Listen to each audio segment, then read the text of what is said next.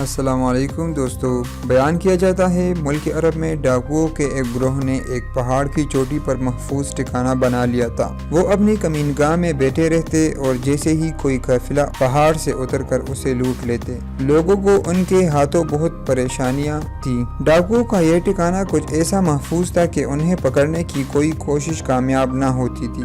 جو بھی ان کی طرف آتا وہ دور ہی سے دیکھ کر چھپ جاتے، اور جب ان کا ظلم حد سے بڑھ گیا تو بادشاہ نے ایک ہوشیار جاسوس کو ان کی گرفتاری کے کام پر مقرر کیا۔ یہ جاسوس ایک جگہ چھپ گیا اور جب یہ خطرناک ڈاکو ڈاکہ ڈالنے کے لیے چل گئے تو اس نے شاہی فوج کو خبر دے دی۔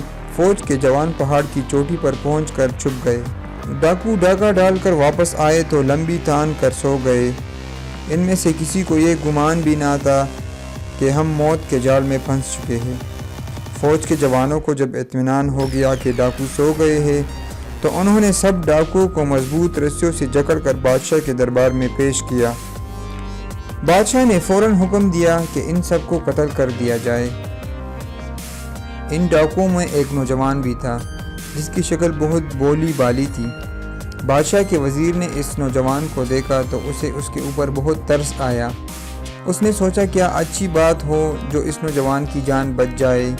یہ سوچ کر اس نے بادشاہ سے سفارش کی کہ حضور والا اس نوجوان پر رحم فرمائے اور اس کی جان بخشی کر دے۔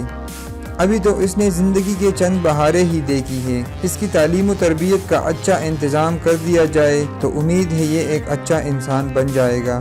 بادشاہ کو اپنے وزیر کی یہ بات پسند نہ آئی۔ اس نے کہا تعلیم و تربیت سے انسان کی فطرت نہیں بدلا کرتی۔ یہ ڈاکو کی خطرناک گروہ میں شامل تھا، اس لیے یہ ضروری ہے کہ ڈاکو کے ساتھ اسے بھی قتل کر دیا جائے۔ یہ عقل مندی نہیں کہ انسان آگ بجھائے اور انگارے کو چھوڑ دے۔ وزیر نے بادشاہ کی اس بات کی تائید کی اور کہا بے شک حضور نے بجا فرمایا، لیکن موقع دیکھ کر ایک بار پھر نوجوان کی سفارش کی اور کہا اس نوجوان کی عادتیں واقعی اچھی نہیں، لیکن یہ بری عادتیں اس نے برے لوگوں میں رہنے کی وجہ سے پائی ہیں۔ اب اچھے لوگوں کے ساتھ رہے گا تو اچھا بن جائے گا۔